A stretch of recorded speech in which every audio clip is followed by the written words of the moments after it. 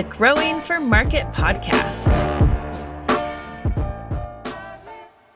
Produce that has the right nutrient profile to pull from generally tastes better. If the plant is healthy, it's going to be more productive, more pest and disease resistant. It's going to taste better. It's just a win-win all the way around. So I don't know, kind of seems like a no-brainer to me, but I've farmed for 10 plus years before I learned a lot about some of these ideas. And so it's pretty cool. As a farmer, you never get to stop learning, and there's always more things to incorporate. And so, yeah, we're going for it.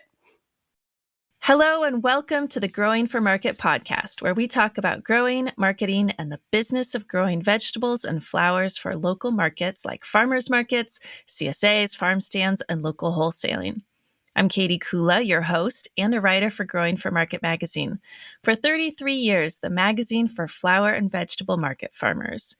If you're enjoying the podcast, just wait till you see the magazine. Go to growingformarket.com for more. Also, if you could give us a follow and a rating, it really helps other like-minded people find the podcast. And now let's take a minute to hear from our sponsors. It's with their generous support that we can bring you the podcast for free. Today's episode of the Growing for Market podcast is brought to you by BCS America. On our farm, we've had our BCS two-wheel tractor for over a decade, and with no belts to slip, its all-gear-driven construction is still going strong. Though we originally got it for rototilling, we kept it even when we went mostly no-till because it can do so many other things around the farm. From snow blowing, to making raised beds with the rotary plow, to chipping wood, it can do just about anything you might need on a farm with the right attachment. Need to shred a cover crop? A BCS flail mower will make quick work of even the most vigorous cover crop and chop it up so it breaks down quickly. Want to stir in compost or amendments without inverting soil layers? A power harrow turns your BCS into a precise tilthing machine with depth control so you don't mix deeper than you want to. With so many attachments to choose from, it truly is the Swiss Army knife of farm implements. It's why, instead of saying two-wheel tractor, so many people just say BCS. Tractors and attachments are on sale through the end of the year. Visit bcsamerica.com to find sale pricing and your nearest dealer. The Vermont Compost Pre-Buy Sale is back with 20% off orders placed, paid for, and shipped by October 31st. Since 1993, Vermont Compost Company has grown from a small, local operation to a company supplying premium soils to thousands of successful growers all over the country. Vermont Compost Company carefully sources the highest quality materials and amendments to create manure compost and manure compost-based living soils that are approved for organic growing. In addition to product consistency, growers can depend on Vermont Compost Company as an invaluable resource for a breadth of soil and plant knowledge and the technical expertise it takes to grow organically in an ever-changing environment. Each fall, Vermont Compost Company offers a pre-buy sale to incentivize ordering your spring soil before winter settles in. Early bird customers save 20% on orders placed, paid for, and shipped by October 31st. For more information, visit vermontcompost.com/prebuy or call 802-223-6049. Vermont Compost Company, living soils for organic growing since 1993. Hello, everyone. Today I am talking with Laura Llewellyn, farm owner of Chimalow Produce, located in Chimacum, Washington. Chimalow Produce focuses on growing high-quality, nutrient-dense vegetables, herbs, and fruits. They sell their produce at the Port Townsend farmers markets, to local grocery stores, restaurants, caterers, food producers, and to the food bank. 2025, which is when we're recording, marks Chimalow's 5th year in business and Laura's 21st year farming. Welcome, Laura. I'm so glad to have you here today. Thank you. It's great to be here. Okay, let's start at the beginning. Our audience always likes to hear people's farming stories, and yours is longer than one might expect because you currently operate Chimalow Produce, but as I've mentioned, you have a much longer career in farming. Can you share with us about how you first began farming and eventually came to operate Chimalow Produce, your current farm? Yeah, so the first farm that I ever worked on was in 2005 in Olympia, Washington. And I just felt inspired to farm based on moving in with some people that just got me really excited about food, and was able to get a job at a farm right around the street from where I was living. And from there, I just launched out on a pretty intentional education, gaining as much experience as I could, working on different farms. I did some woofing to try out a bunch of different things and a bunch of different internships and jobs, and ended up keep coming back to vegetable farms. And so I landed at Red Dog Farm in about 2011.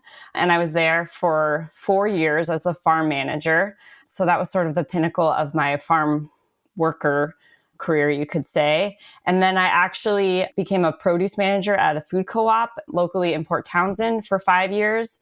And during that time, I was kind of informally developing Chimalow Produce on the side, or really I was just growing a gigantic garden. And as a farmer does when they take a break. Yeah, you don't really know how to stop. It's a problem. And so I was selling produce to friends and neighbors and even to grocery stores at that time. And so, yeah. And then when I stopped that job, I ended up deciding to officially start Chimalow Produce. Great. So tell us more about what Chimalow Produce looks like as it exists today. It sounds like it started as an overabundant backyard garden of a farmer, but now, it's a full operation. So what does it look like? Yeah. So Chimalow started at what I call the home farm, which is a property that I still live on and have since been able to buy from the prior owner. We currently at this moment only have our propagation greenhouse here, but over the years, Chimalow has leased multiple different sites and is still leasing the main operation. Newly, as of the last 18 months, we are on a new long-term centralized base of operation. And so over the years, like last season even, I was leasing 4 different properties and moving people and plants and produce to all of them. So it's really great to have landed at an amazing property where I've been able to build infrastructure and really sink in and plan to be at for the long term.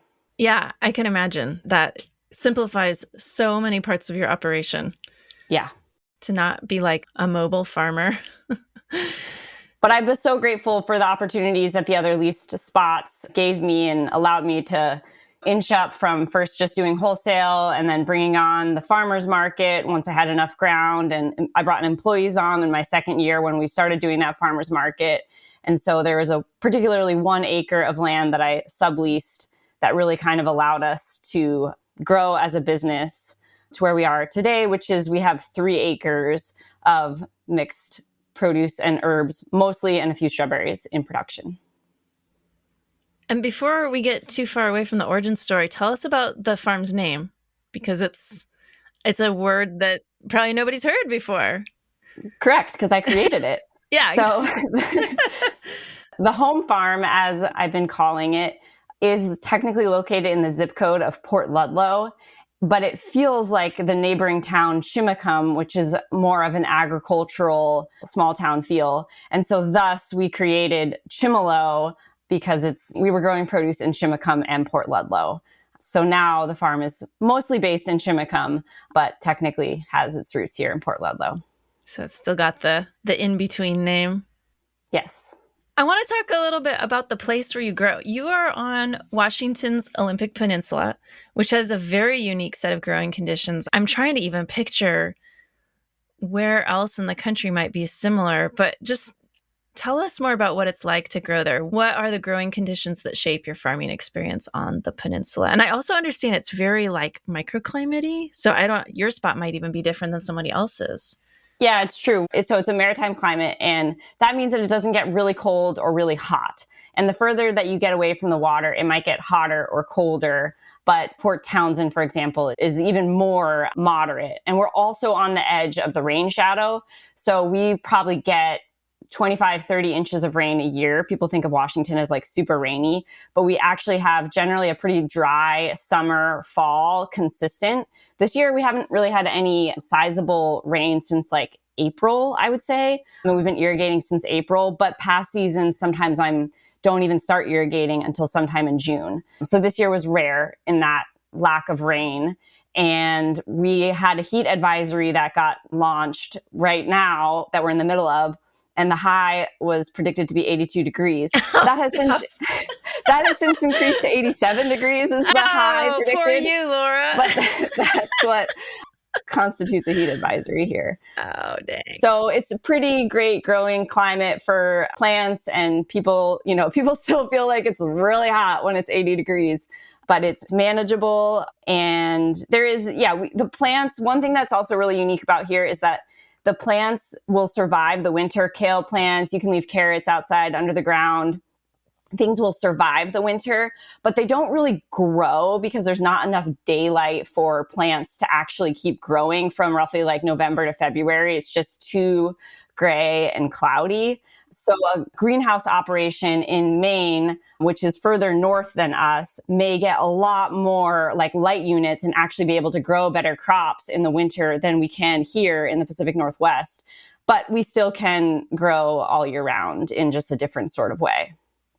So do you end up favoring some of those leafy green crops, or do you have to use high tunnels for things like tomatoes? What about winter squash? Yeah, winter squash can definitely be outside. I do have some hoop houses that I've built just in this sort of flex time with the business. So we have some PVC. It's a WSU hoop house design that uses PVC and rebar. They're pretty great, simple units. And I actually have two of them that are 200 feet long with 200-foot pieces of plastic that are sandwiched together with a middle PVC in the middle. Thanks to another farmer for that tip. And then another 100-foot one. So we use those for tomatoes, cucumbers, peppers, eggplants, basil.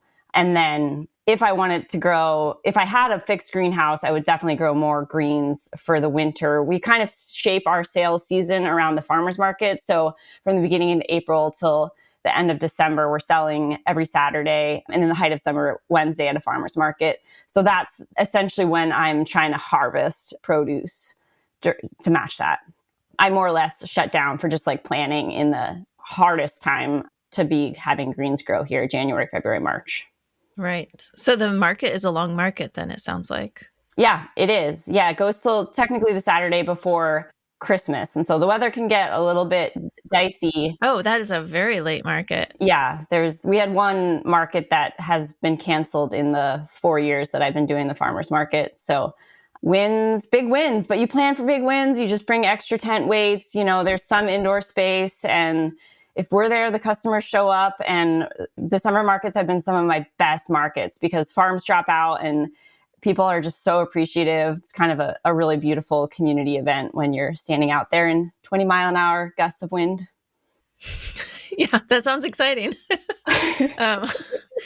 And so you've really focused your marketing on the market and then also restaurant/wholesale sales. Why those avenues? And I ask that mostly because, as we all know, like the three pillars that a lot of direct market farms do is the CSA model. And at this time, you are not doing that. So what are some of your thoughts and what's working well for you there?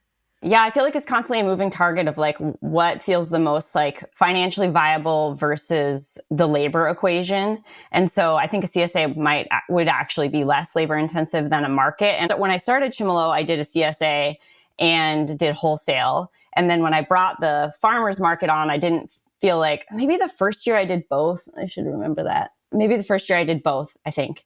And that just felt complicated. So yeah, just streamlining. I dropped the CSA, which was pretty small versus trying to grow the CSA. And then we were in a transition where I built a pack shed that was always meant to be outgrown. And we did pretty quickly like outgrow that space. And so we didn't really have like the infrastructure to pack CSA boxes or a good place for people to pick up because we were just constantly like jam packing the cooler to the door.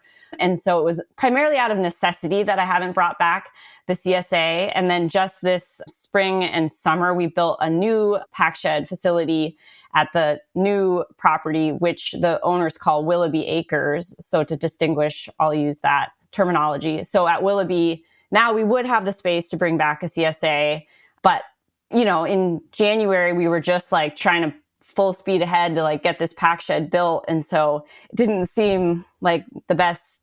Yeah. So I just decided to try out the Wednesday market because that was coming back and we were already doing the farmer's market. And so now it's kind of a great question going into next year. Should we bring back a CSA? Should we keep doing the Wednesday market?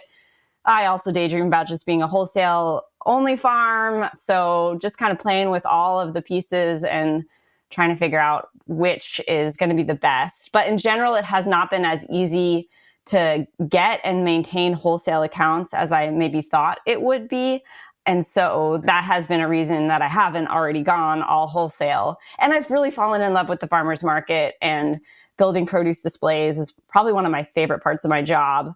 And just like getting that direct feedback from customers with their enthusiasm for our produce is pretty awesome. So I don't know what the future brings, but we're grateful for all of our customers that we have right now.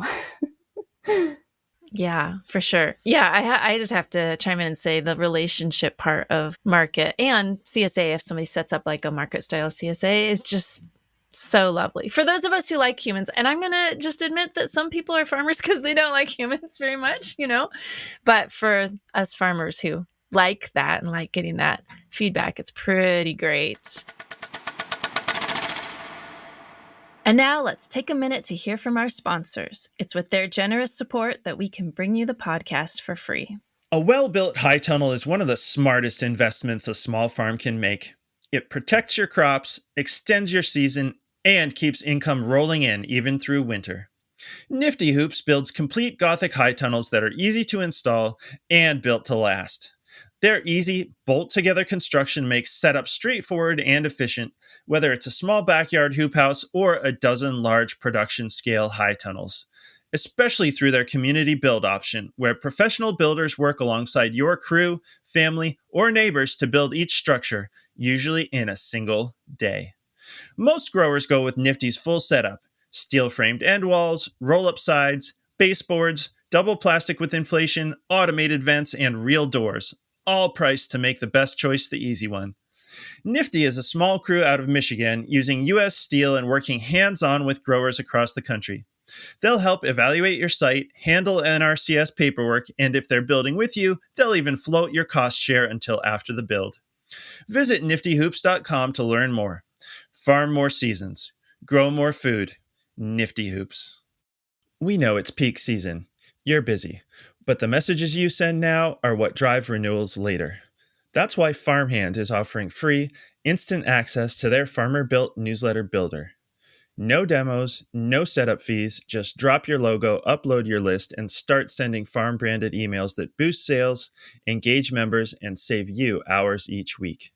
Get free access today at farmhand.partners/GFM. That's farmhand.partners/GFM.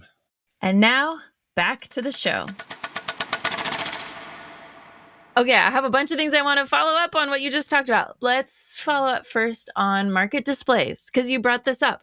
So I, too, love a good market display. It's so satisfying. It's like making a bouquet. Tell us some of your favorite things about it and your approach, because people have sort of different approaches to making a really, let's just use the word sexy or beautiful, I don't know, alluring, bountiful display. What are kind of your approaches to that process? Yeah, so display fundamentals. I actually learned a lot while I was a produce manager, and we were continually building displays. Right. And I guess, shameless plug, I was selected as one of the top produce managers in the country one of the years that I was in that job. So nice. Congrats. I think, there was good things that I pulled from that. But at the farmers market, we have a really unique location where we are on the end cap in the middle. So we have a 3-sided produce display. So if I have one tent, that's essentially 30 feet of display space, or a lot of the year we use 2 tents. And so then it's like 40, 45 feet of display space, and then a little pop out so we can get around the U-shaped tables. And then we have another set of tables that we spill out into at the very end of our end cap, which creates a highlight flat display. So I am using what I see as my power spots, the spots where people are going to shop the most. That's my corner spots where I want to draw people around all of my sides. And so those are good places for really big piles of things. I try to use shape and color to differentiate one product to the next. And the common saying, pile it high and watch it fly. I have some wood crates that create a second level. I've got some beautiful baskets that I made that we use in conjunction with some metal tins. and just like different, like mostly all natural, like wood things to just create different layers. And then just make it really shoppable, that it's abundant, but people don't feel like they can't grab produce off of it. I have a clear like checkout area. I actually have 2 on both ends of the U that customers can bring their produce to. And just like having so much real estate allows us to make really big displays. I can do like 4 feet of carrots, 4 feet plus of green beans, just like whatever I have a lot of that I really want to sell. And then having the volume to either carry that throughout the market or being able to take items, like kind of plan for something that's going to sell down and something's going to spill out. So that's all a bit rambly, but those are all of the thoughts that go into the display. Yeah. Those are some good highlights. You mentioned contrast. So do you try to put things that are different color next to each other? Is that what you meant by that? Just so they pop a little more? Yeah. So like even within the kale set, we've got lacinato, red Russian, green curly, collards. Those are all slightly different colors of blue, but you can sort of use the shape and the color to differentiate. And maybe I would cut chard in between some of the kales if they just seem like they're all going to run together, because those are just also bunched greens. So I'm trying to, like they say in a grocery store, that a customer can really only think in like a 4-foot section. And so I try to put groupings of things together, like all of the bunched greens together in a clear sort of 4-foot section. Bunched beets are by bunched carrots, but then I'll put gold beets on the other side of the red beets, so you can distinguish easily with your eye the difference between the carrots and the gold beets. But then you can also contrast between things that are in plastic bags and things that are bunched. We put out loose, like bulk greens containers that customers can fill their own bags from for salad or spinach or those types of things. So that also like makes a break in the plastic bag set. And then the things, that are free stacked on the top shelf versus in pints versus in baskets, to just kind of trying to make whatever is really appealing to the eye. But yeah, color breaks is probably what I meant by the contrast. I could talk about display building all day. Yeah, no, this is great. You have such a great background for this. So, like in the kale set, if you put the lacinato between the 2 Russians, for the customer, it would just make them easier to distinguish between like having green or white and red Russian next to each other, for example. Yes, that would be a great example. Because it's not necessarily the color. Yeah, or if you had red curly kale, you could put red curly kale between the green curly kale and the lacinato, because then it would be like a really different color, mixed in. But yeah, just thinking about what's right next to each other and just making it easy. And your signage, making that clear so customers can see what things are and what they cost is, I think, also really helpful. We put a lot of things in pints, non-weighed out pints by volume, to just help with the ease of like what somebody's, kind of sticker shock. Right. The price can be the same and look very different if it's already in a unit as opposed to by the pound or some such. Those are great tips. Everybody listen to those. Take notes if you're going to market for the first time. So let's talk about scale. You scaled up this summer, and it sounds like your operation has been sort of scaling up. It's still in what in some circles is like a relatively, I mean, it's all relative, but relatively small compared to like the 20-acre vegetable farms, et cetera, et cetera. Can you talk a little bit about that process of scaling up, but also kind of what your sweet spot is there? What are some of those advantages and disadvantages of what you're working with? That was a lot of questions. Sorry, Laura, just talk about scale. Yeah, great. So this year we have 3 acres. Last year with the 4 different properties, I think we were around about 2.5 acres. So it was kind of a moderate scale up. Yeah. So it felt like last year we scaled up like an additional acre, and that felt like a much bigger jump. And now that so many pieces have become simplified with just being on one property, right. It sort of feels like it kind of negated that scaling up factor. But at the same time, we had some ground that we were using on 2 sites that were 100% no-till, and we did everything with tarps and by hand, and we were flipping those beds really intensively. And now that that's not in the equation, or we had some crops planted here at the home farm this spring, but moving forward, it's not in the equation. We are flipping beds maybe more slowly. And so I don't know if we made our bed spacing wider to accommodate our tractor. Like we inched it even wider than we have in the past. We're at a 64-inch center on center to bed spacing. And So I think that like our number of beds might not have even changed that much this year over last year, our number of like feet. But it's overall been great. I feel like there's just sort of serendipitous at the farmer's market. A pretty large farm like stepped down from the market as we were scaling up. And over time, we've just really continued to grow customers and slowly be growing our wholesale. So yeah, the sales, people finding out about us and like in our produce has just kind of matched our growth, and the crew size has continued to grow. And I'm not, there's potentially some opportunities to grow on more ground where we currently are at Willoughby to break in some more new ground. So we started with just like a hay field there and have like built everything. But I don't know, I still feel like we're small scale, but our angle has been to be very heavily mechanized. And so at what tipping point does having a cultivation tractor and doing all of your fertilizer amending with a tractor and many of these things, at what point does that start to make sense? And so when I was creating Chimalow, I decided 4 acres was where that made sense, but that was pretty arbitrary. And I would like to have more ground so that I can have more ground in cover crop for longer periods of time and then flip the next year and have that in production. So maybe 3 more acres, but I think I'm still sort of playing with what those edges are. And as we've had more ground in production, and so last year we had 2.5 acres in production and 2.5 acres in cover crop. And I didn't really think about how much work that would be to take care of that ground that we weren't growing on. Right.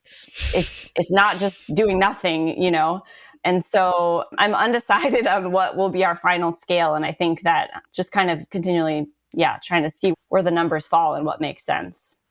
Yeah, I have to be honest. I think before we really started our farm, I had this idea that a farm would figure it out and then just hold steady at a scale. And in my experience, that is not how any real life farm I've ever witnessed works. It's always like, well, this year we went up because there was this market that started. And then like 5 years later, that market closes, or a piece of land comes available or goes away, or somebody decides they don't want middle management. It's like, it seems like it's just always in motion, really.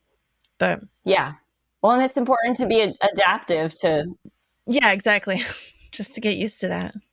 Yeah. And I think the bigger you get, generally the smaller you're going to make per acre. So where's that? You can still make a lot per acre. So trying to hit that line. Yeah, it's definitely not like one scale is quote unquote better. There's certainly, like you said, people can make more on the smaller scale per acre. So yeah, just different. I know that you put a lot of emphasis on the quality of your produce. And this is something, if you go on your website or on your Instagram, there's a lot of comments from customers about that. And this is also something that I tend to associate, not always, but often, with higher touch, smaller scale farms, that this is something that they've prioritized. What does that mean to you and your customers in the case of Chimalow Produce? Like, what does that mean and what does it look like? Yeah, there's a number of practices that we are doing to try to grow the highest quality, best tasting produce possible. And it started from a place of starting a business in a farm in a pretty saturated farm area. And so it's like, how can I distinguish myself and, gain customers? And I have a lot of experience that I was bringing to the table and had more recently learned about soil biology and how important soil health is to both the plant growing, but also to our microbiome. And so just started connecting some dots that really led me to prioritize soil health. And so, some of those practices are, we use a soil consultant to analyze and apply thoughtfully micro and macronutrients, a wide breadth of them. We are inoculating plant starts with mycorrhizal fungi so that, or really honestly, the seed at the time of planting the plant start that will then transplant so that hopefully those populations can begin to thrive in time. We're trying to be mindful of soil disturbance. We'd like to bring some no-till. We've done some tarping at Willoughby, and we'd like to expand the amount of no-till that we're doing there. But we also have wireworm and a rototiller, so we're combating things as thoughtfully as we can. There's crop rotations, cover cropping, and we've really put an emphasis on our post-harvest handling and all of these goals to try to have all of our customers be really happy with the produce that they buy so that they want to return and that they want to buy these things later. And just, seeing wholesale from the other side, the produce that's going to last in the cooler the longest in that setting is also super beneficial. So we try to really send our best stuff out to wholesale. And yeah, there's probably more I'm forgetting there, but yeah, it just tastes produce that has the right nutrient profile to pull from generally tastes better. If the plant is healthy, it's going to be more productive, more pest and disease resistant. It's going to taste better. It's just a win-win all the way around. So I don't know, kind of seems like a no-brainer to me, but I've farmed for 10 plus years before I learned a lot about some of these ideas. And so it's pretty cool. As a farmer, you never get to stop learning and there's always more things to incorporate. And so, yeah, we're going for it. Well, and I knew you had this history as a produce manager, but until we had this conversation, because it was in your bio and stuff, I didn't really click of how useful that would be, just overall quality control and keeping your whole farm crew and yourself honest about have we met our goals here? Because I'm just saying this from our farm. There have been times where it's that's probably a good kale leaf. I'm just throwing that out as an example, but you've handled a lot of produce, your own and others. I imagine you have a very good eye of yes, this is great, or no, we need to do something different. Yeah, it's a bit of a moving target. And I think that, we have a bunch of ground that has never grown a vegetable before this year. And so that with itself brings a whole host of problems. So I'm trying to give myself grace and some time to bring this soil into balance. And I think we're still sending out great stuff, but it's just really interesting. There's a bean row that one row is there are two rows in a bed and one is 14 inches tall and the other's 24 inches tall or higher. And they look the same otherwise, but it's what is going on? There's just lots of things like that, yeah, I'm sure that the yield will be down on that other bean row. Is it going to still make great beans? Probably yes. But some of these micronutrients I think we're definitely seeing some phosphorus deficiencies. Yeah, some things are going. So I've done my first sample tissue test where I sent in plant material to have them, tell me what's going on. So it's been a learning year. Yes, I imagine so. And I also want to talk a little more about the packing shed. You brought this up when we were emailing that you want to talk a little bit more about this. So you had knew it would become too small packing shed. And then this is your new, more long-term solution. So tell us what your thought process was there. And actually, I just want to say, I think every farmer should do this on some level, is start with the thing that isn't your long-term solution, because I think we can learn so much from these interim solutions about what we really want in a way that I would never recommend farmer go out and just get a loan and spend $50,000 on a packing shed their first year, because you don't know. So tell us about your process. Yeah, well, I was always hopeful that I was going to find another farm site. So that was the primary reason that the pack shed was temporary, because I didn't always want to drive produce back to the home farm, but also it was just there was not a ton of space here to build a bigger pack shed. So yeah, our new pack shed is a 30 by 40 foot carport roof with a concrete floor. And we have a pretty large, a 17 by 18 foot walk-in cooler. And then we have an additional 8 foot off of that walk-in we're still kind of in process of this, but we just got the door on that dry space, which I immediately started putting tomatoes in, and it's going to serve as long-term storage for squash and onions and those types of storage crops. And then along the whole 40 foot length of the carport, that's where we have all of our washing set up. And then the drain that runs under all of those tables and wash sinks. I can get more into the specifics of all that if it's helpful. And that leaves us a corner that is currently flex space, and we're going to build a barrel root washer. So it's just been really nice to set up infrastructure that's even bigger than we need right now, and to incorporate a lot of ideas that I have gotten over the years of just how to make a really functional, efficient, comfortable workspace. It's been amazing. It's been really great. And I was able to seek out some there's an organization called the Lions here locally where I was able to get some personal loans for business purposes. And that has been a great process. I was continually trying to look for grant funding and just striking out and wasn't able to get a loan from a conventional bank. And it's been great. I mean, it wasn't really great to build a pack shed in May and June, but now that we're in it, it's been wonderful. And so I could have done a better job with like the timing and, just figured out the whole Lions piece sooner, but it was what it was. And we were down to the wire of like, well, we really need this new space. And thankfully I've got to give credit to one of my employees, Jeff, who's been with me since the beginning, but he did a lot of the like physical work of building out the space. And yeah, he definitely gets the MVP award for this year. So super grateful to have him on the team to have built out so much of the space. But yeah. Yeah. May and June. That's a wild time to be building anything on a farm. Wow. Yeah. Well, congrats on having it done. We are recording this interview in early August. So Laura's been able to enjoy it for a couple months. Yes. Yeah. So as we've established, you have a long history of working in farming before starting Chimalow. What was that transition like, going from lots of farming experience on other people's operations to starting and owning your own? Any lessons you would want to share with other people about that process? Because I know there's a lot of people out there that have had long employment in farming and always ponder making that next step of actually being the one who, like, where the buck stops here for decisions and finances. How has it been?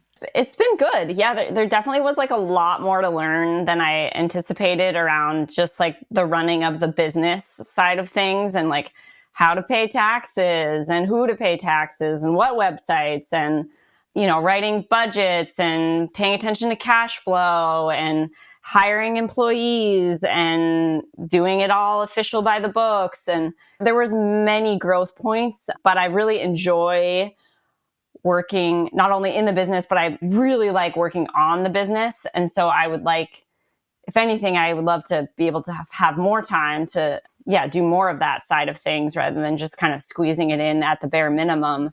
But it's been a positive experience. Good. I'm glad to hear that. Also, it sounds like based on your website, it's on pause right now, but you are also an extremely talented basket maker, working with foraged and also grown materials. I can see baskets in progress or materials behind you in this space where we're doing the interview. Can you tell us more about that work and interest? Do you see a relationship between basketry and farming? They both feel like physical creations. Farming, you start with a blank slate of fields and you grow produce in it. And basket, you're, taking found or bought materials and weaving a shape out of them. And so kind of started as just farmers aren't very good at sitting still. So it was a great hobby to have in the winter. And I apprenticed with a woman nearby here in Indianola. And that led into doing production line together, I think over 2 years. And then it just kind of became my hobby to like make baskets in the winter and kind of sold them through a variety of different outlets over the year or traded or whatever, gave them away. And then as I was starting Chimalow, it just seemed like another way to help differentiate myself in the business. And it was kind of coming off the tail end of COVID.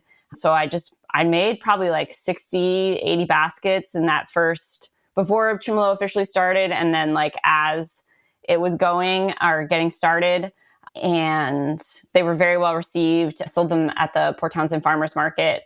And then as the farm scaled up, it was harder to find the time in the winter to do basketry. And it was, I'd have to choose if I was going to do farm work planning or basket work. And basket didn't always really feel like work, but it was starting to feel more like work.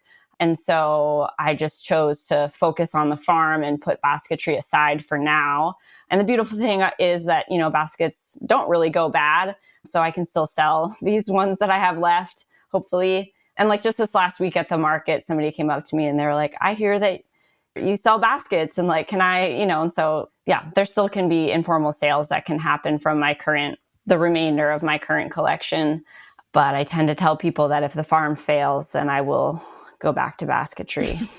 Well, I hope the farm doesn't fail.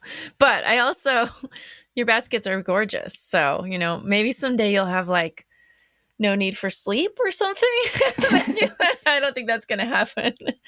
Who knows? Maybe the farm will hit a stage where there's a month where you're like, I could just chill and make baskets this month finally. Or Yeah. I'd like to think that we're moving more in that direction with less infrastructure projects on the horizon. right. Yes. Oh my gosh. Yes. Setting up on new land, I'm sure it feels just like that's endless.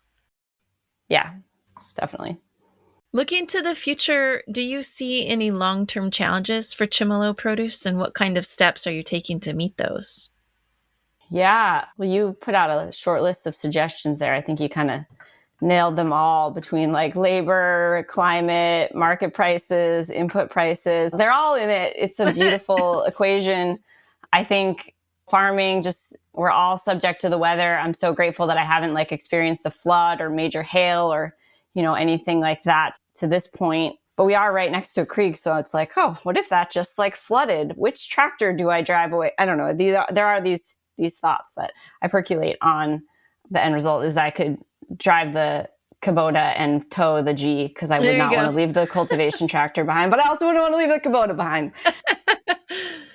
Yeah, just put it in neutral and just tow her out. I digress. I think labor is probably the biggest challenge. I'm up to, at this moment, I have 7 part-time employees. That's a big, which equates to about 3 full-time employees. And that is, really far from where I started with just 2 super part-time employees. And I could not farm without them. And I hope that they feel appreciated because I am super grateful to all of them and all that they have contributed to the farm over the years, not just presently, but all of the years past. And so it definitely takes a team to do what I'm doing and how I'm trying to do it. And I have a super supportive husband as well, who does a bunch of things for the farm, even though he's not on payroll. So he's not actually one of those 7 people. But yeah, I just really trying to be the best employer that I can and like really hopefully take care of my employees and just, hope that I can be a desirable place for people to come and work in the future. Do you feel like your years of being a farm employee have helped you think through how you want to be an employer? Like, are there things you learned through that process too? Definitely. Yeah. Yeah. We have firm end times that are at 8-hour days. And if anybody wants to work longer, I'm always working longer, but it's like, there's no expectation. And most people just clock out at 4:30 and walk away. And I think that feels good for everybody. And yeah, I had time both on a farm being a manager and then also at the food co-op being a manager there. And so that kind of like learning about like break times and things that weren't really very embedded in farm culture, at least at that time. It was good to like have a more, I don't even want to say conservative because it's just like a normal workplace where people like don't curse and they clock out for a long, it's just like normal workplace things. So it was good to like, have that immersion. And I feel like cumulatively, that's a bunch of years of managing people and hopefully learning to, be kind and motivating, but also like get stuff done. So yeah. Yeah. I feel like through my interviews and just the farmers I know, it does seem like there's been a very intentional shift the last couple of decades of farmers, well, or people who work on farms, maybe not the owners, don't need to like destroy themselves for this work. Which, like you're saying, you feel like these are basic workplace expectations, one would think. But I hear stories about farm internships from, 25, 30 plus years ago where people are working for very little money, like living in tents, cooking their food over an open fire, not having breaks. Maybe it's the professionalization of the industry. Maybe that's a way to think about it. Yeah. It seems positive, though, for all the workers. Definitely. Yeah. Yeah. It's great to be able to provide like paid sick leave and, just these things that are actually the law, but Right. Right. Surprise. Laws. So this is always kind of a funny question, but since our audience is direct market farmers or people who want to be, I'm always curious about tips or tricks that we can share with each other. To that end, I'm curious if there's a best thing you and your team have done for your farm so far that you want to share. It could be a decision, a tool, something that you want to pass on. Yeah, I think the main thing that we have done is go all in on mechanical cultivation. So we only have 3 acres, as I mentioned, in production. So that's maybe a smaller scale than people would choose to have a cultivation tractor. But I got to utilize one when I was just at an acre, and total game changer. So we have pretty new ground. We don't have a lot of annual weeds right now. We are coming out of having a lot of perennial weeds be present, but we're just really trying not to let any weeds go to seed, really prioritizing having clean fields free of weeds so that down the road, hopefully that can continue to be the case. And it just makes for healthier plants, a better work environment, easier to harvest. It's just kind of amazing how the fields just look good, but it's like we haven't had to, most of the beds have never been hand weeded. There's a few crops that we've hand weeded. And yes, again, this is new ground, so we have lower weed pressure, but it's just amazing what you can do when you prioritize. Like Jeff, again, the guy who built the pack shed, he does almost all of our tractor cultivation. And at our scale, it really just takes like a day a week, and he can cultivate everything that needs to be cultivated. And so we've just lined that up with our irrigation cycle, that he can just do anything on the field that day, and we'll then start to irrigate after that day. And yeah, there's a couple areas that the tractor can't get into right now, like the hoop house and some perennial areas. And, those areas we definitely need to get in and hand weed. But anywhere that the tractor can go, I'm really astounded. And so I had another past employee that was able to rebuild an Alice Chalmer G, and I've just really simply I haven't bought a basket weeder or spider tine weeders, just simple, different cultivation, shoe and S-tine setups. And you can do a lot. So I'm really grateful for just both Jeff and just being able to be mechanized. I think it really makes sense, and it really makes a difference. I will say, from being on our land for almost 20 years with not having had that approach at the very beginning, I wish we had to the prevention of annual weeds. We had a cultivator tractor, but yes, if you are on new land, everyone out there, just stay on the weeds the first few years. Just do it. Just whatever it takes. It'll pay off. As again, Laura, because this is you speaking from many years of experience on different land. This is not theoretical for you. Great advice. Is there anything else you'd like to share with our audience before we wrap up? Gosh, nothing else comes to mind right now. I'm sure there's things that I've missed and I wanted to talk about, but they don't come to mind. So, yeah. Okay. How can people find you or Chimalow Produce if they want to connect further? Yeah, well, if you're local, you can find us on Wednesdays and Saturdays at the Port Townsend Farmers Market. We're definitely always open to taking new wholesale customers. We have a distributor that can move our produce all around the Puget Sound area. We work with Key City Fish. And if you're not local and you're just a farmer and wants to connect, I'm definitely always looking to make rad farmer friends. You can contact me through my website, or I tend to share a fair bit on Instagram. Great. Laura, thank you so much. Congratulations on the new land and consolidating your farming operation. It was awesome to catch up and hear what you're up to at this point. Thank you so much.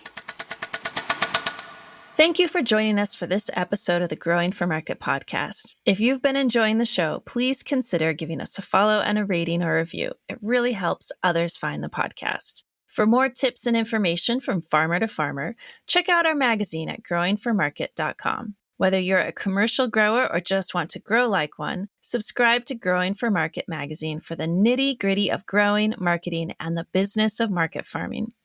We publish 10 issues per year with articles written by experienced farmers on topics ranging from tools and techniques to farm business operations and marketing. If you've been listening to the Growing for Market podcast and you haven't yet checked out Growing for Market magazine, we've made a change so you can try the magazine for free. We've added a free month to the beginning of all first-time subscriptions. Try out the digital or paper magazine, and if it's not for you, cancel within 28 days and you'll never get billed. With digital subscriptions starting at just $39 per year, you get a year of the magazine, plus over 150 back issues from the last 15 years. Head on over to growingformarket.com and subscribe today to benefit from over 3 decades of writing by farmers, for farmers, in Growing for Market magazine.